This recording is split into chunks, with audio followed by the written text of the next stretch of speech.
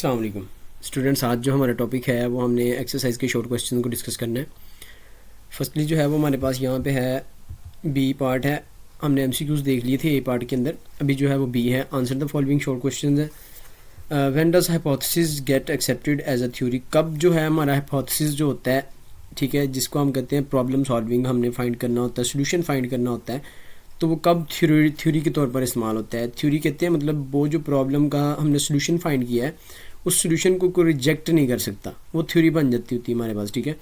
तो अब जो है वो हमने इसको थ्योरेटिकली देखना है कि मतलब जो हमारा एक जब प्रॉब्लम हम सोल्यूशन फाइंड कर लेते हैं वो कब जो है वो हमारा थ्योरी के अंदर कन्वर्ट होता है।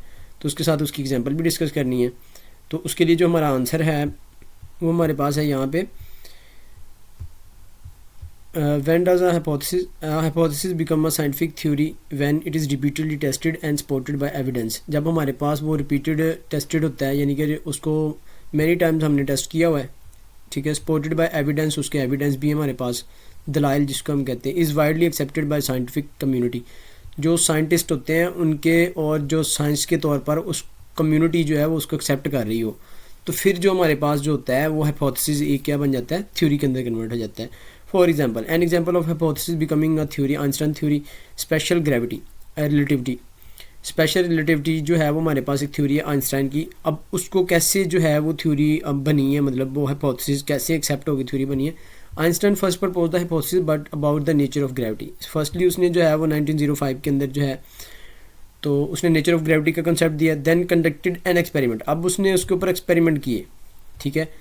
तो यानी कि लाइक आपने एग्जांपल पढ़ी हुई है कि मतलब जो हमारे पास है न्यूटन, उसने देखा कि जो एप्पल है वो फॉल डाउन हुआ, तो उसका मतलब ग्रेविटी का कॉन्सेप्ट है।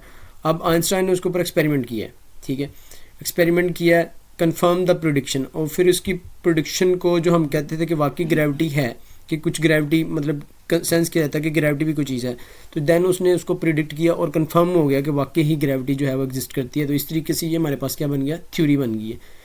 एक ये हमारे फिजिक्स में टॉपिक भी आता है, केमिस्ट्री के अंदर भी रिलेट हो जाता है। काइनेटिक थ्योरी ऑफ गैसेस, ये दोनों में से आप लोग एक एग्जांपल कर सकते हो।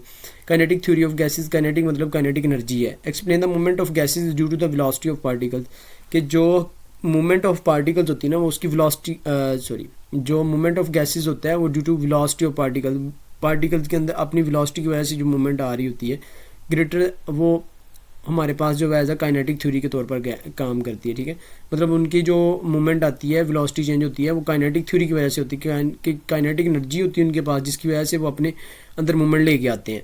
तो वो हमारे पास मूवमेंट ऑफ गैसेज आ जाता है। Greater the temperature greater the velocity, अगर टेम्परेचर बढ़ाएंगे तो वेलोसिटी भी बढ़ेगी हमारे पास, ठीक है। ये भी एक थ्योरी है, तो ये केमिस्ट्री के अंदर है हमारे पास, ठीक है। तो ये एग्जाम्पल होगी हमारे पास, what does hypothesis get accepted as a theory. Second one ना, why is scientific method important. हम साइंटिफिक मेथड क्यों इंपॉर्टेंट होता है। The scientific method is important because it provides, ये हमें स्टैंडर्डाइज्ड, ये हमें एक स्टैंडर्डाइज जो है वो एक चीज़ को प्रोवाइड कर रहा होता है, हमें ऑब्जेक्टिव देता है, जो हमारे एम्स होते हैं, यानी कि जो हम चाह रहे होते हैं कि ये चीज़ हमें मिल जाए, तो साइंटिफिक मेथड के जरिए आप उसको फाइंड कर सकते हैं। Repeatable way to answer question होता है एंड सॉल्व प्रॉब्लम। हम इसमें ये नहीं है कि वन टाइम इसको एक्सपेरिमेंट करते हैं, इसको रिपीट करते हैं। Repeatable way to answer question, ठीक है, उसको रिपीट करते हैं, डिफरेंट क्वेश्चन होते हैं, फिर आंसर निकलते हैं उसके अकॉर्डिंग। सॉल्व प्रॉब्लम्स को सॉल्व किया जाता है, तो देन हमारे पास जो है ये साइंटिफिक मेथड के जरिए, तो इस वजह से ये हमारे लिए इंपॉर्टेंट है। Explain the difference between the scientific theory and technology innovation. Scientific theory क्या होती है और हमारे पास टेक्नोलॉजी क्या है। Use an example from field of renewable energy regeneration. Renewable जिसको मतलब कोई ऐसा एनर्जी सोर्स हो सकता है जिसको हम रीन्यू कर सकते हैं, जैसे सन है, वो आज भी जो है आप सनलाइट ऑब्जॉर्व कर रहे हैं, टुडे जो है टुमारो भी आपको मिल जाएगी सनलाइट, तो वो रीन्यूएबल है।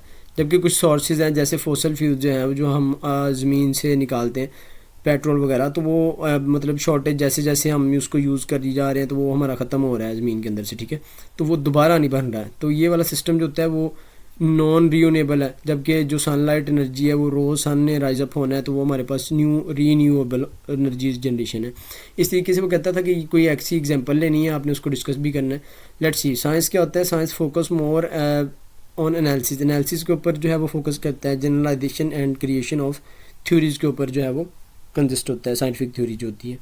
टेक्नोलॉजी क्या है, वेल टेक्नोलॉजी जो है it focus more on analysis and synthesis of design, यानी कि ये डिज़ाइन करता है चीज़ों को, ठीक है, टेक्नोलॉजी के अंदर जो है। इसमें क्रिएशन ऑफ थ्योरीज होती है, थ्योरीज मतलब थ्योरेटिकली नॉलेज के तौर पर जो हम स्टेटमेंट्स कहते हैं वो इसमें आ जाएगी। इसके अंदर जो है वो हम इंस्ट्रूमेंट को डिज़ाइन कर सकते हैं। Science is control by experimentation, इसको एक्सपेरिमेंटेशन से कंट्रोल करते हैं। जो टेक्नोलॉजी होती है वो involves design, invention and production होती है। अब रीयूनेबल एनर्जी सोर्स सच है सोलर एनर्जी जो है वो डेली बेस पे हम ले रहे हैं, रीयूनेबल है। Are attractive alternative of to fossil fuels, ये जो है वो अल्टरनेटिव फॉसल फ्यूल्स के भी है। फॉसल फ्यूल्स को हम बर्न करके जो है वो एनर्जी प्रोड्यूस करवाते हैं, ठीक है, या अपनी रिक्वायरमेंट को जो है वो पूरा करते हैं, जबकि हम सोलर एनर्जी से भी वो चीज़ें गेट कर सकते हैं because of their abundant supply. एक तो ये चीज़ है कि सोलर एनर्जी अबंडेंट है, ठीक है, सनलाइट जो होती है, फिर पोल्यूशन फ्री है, इसमें कोई पोल्यूशन काज नहीं हो रही होती, तो इस तरीके से ये हमारे पास एक रिन्यूएबल एनर्जी सोर्स है।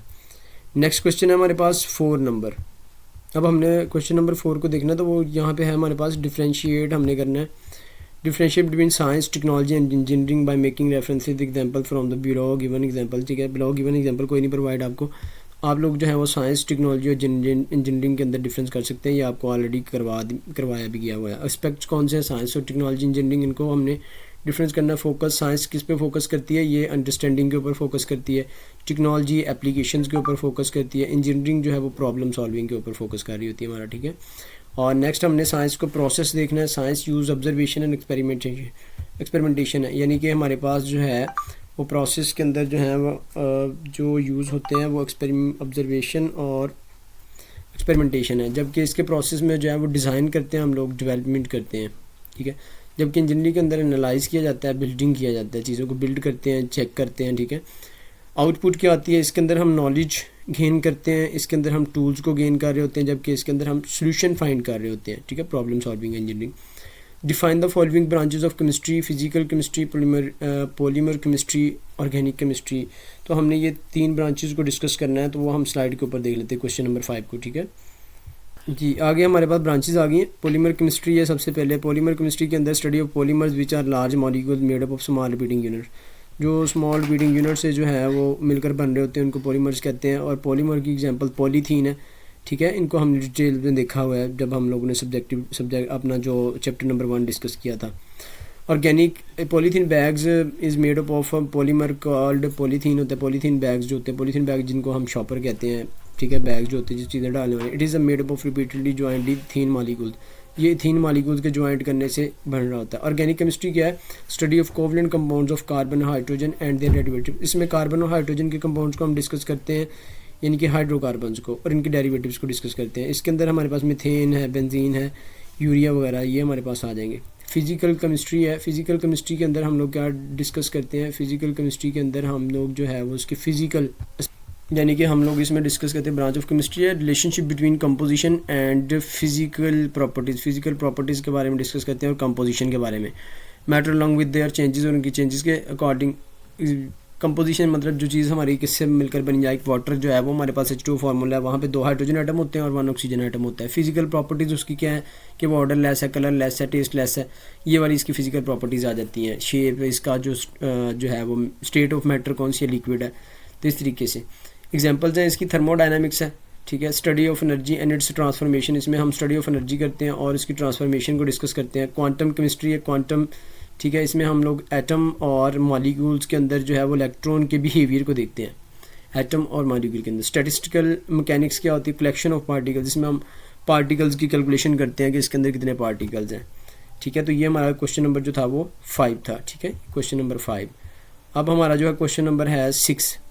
क्वेश्चन नंबर 6 क्या है, देयर आर 2 ब्रांचेस, कहते हैं यहाँ पे 2 ब्रांचेस हैं, रिकॉग्नाइज केमिस्ट्री ऑफ लाइफ, जिसमें हम केमिस्ट्री ऑफ लाइफ को डिस्कस करते हैं।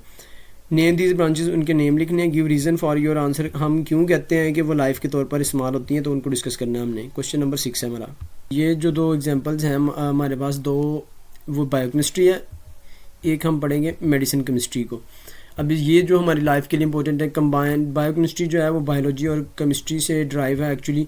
Understanding the analysis of process, यहाँ पे हम लोग जो है वो कंबाइनली प्रोसेस पढ़ते हैं, यानी कि लिविंग थिंग्स के, और उसमें केमिस्ट्री है, केमिस्ट्री मतलब केमिकल्स को, यानी कि फोकस ऑन केमिकल सब्सटेंस, ठीक है। तो हम क्यों कहते हैं कि ये हमारे पास जो रिलेट करती है केमिस्ट्री के साथ, क्योंकि इसमें केमिकल सब्सटेंस को पढ़ा जाता है, उनके रिएक्शंस को पढ़ा जाता है, जो कि लिविंग ऑर्गेनिजम्स के अंदर होते हैं, ठीक है, ये लाइफ के अंदर होते हैं। Medicine chemistry, the word medicine comes from the Latin word है, कौन सा है, मेडिसिना से। अब मेडिसिना का मतलब क्या होता है, टू हील है यानी कि शफा। Medicine chemistry is the field where chemist design, chemist क्या करता है, डिज़ाइन करता है, बिल्ड करता है, वहाँ पे केमिस्ट का जिक्र आ गया, ठीक है। तो ये भी हमारे लिए मॉलिक्यूल्स, फिर वो उनको क्या करना होता है, मॉडिफाइंग एग्जिस्टिंग मॉलिक्यूल, या इनको मॉडिफाई करता है जो एग्जिस्ट मॉलिक्यूल्स कर रहे होते हैं, are create new to fight against disease, यानी कि ये लिविंग थिंग्स के अंदर जो डिसीज़ हैं उनको, उनके लिए मेडिसिन को बनाया जाता है। इम्प्रूव हेल्थ, हेल्थ को इम्प्रूव करने के लिए हम जो है वो मेडिसिन बना रहे होते हैं, ठीक है। एंड प्रिवेंट फ्रॉम इलनेस, और कोई बीमारी वगैरह से बचने के लिए हम लोग जो है वो मेडिसिन को करते हैं, यूज़ करते हैं, तो जो कि लिविंग ऑर्गेनिजम्स के अंदर इस्तेमाल होती है, यानी कि लाइफ पर्पज़ के लिए इस्तेमाल होती है। ओके स्टूडेंट, ये हमारे टुडे जो था आज के हमारे 6 क्वेश्चन थे वो जो हमने डिस्कस कर लिए हैं।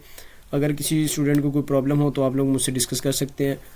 और जो स्पेशली जो एसफीएन है, इन्होंने जो है वो इसको होमवर्क के तौर पर भी रेडी करना है, ठीक है। ये हमारा ऑनलाइन लेक्चर था सब विंटर वेकेशन के अंदर, तो इनको रेडी करना है, आंसर भी करने हैं और क्वेश्चन भी आप लोगों ने राइट करने हैं और इनकी प्रैक्टिस भी करनी है। अगर किसी स्टूडेंट का कोई क्वेश्चन हो तो आप लोग मुझे कमेंट कर सकते हैं। Thank you so much.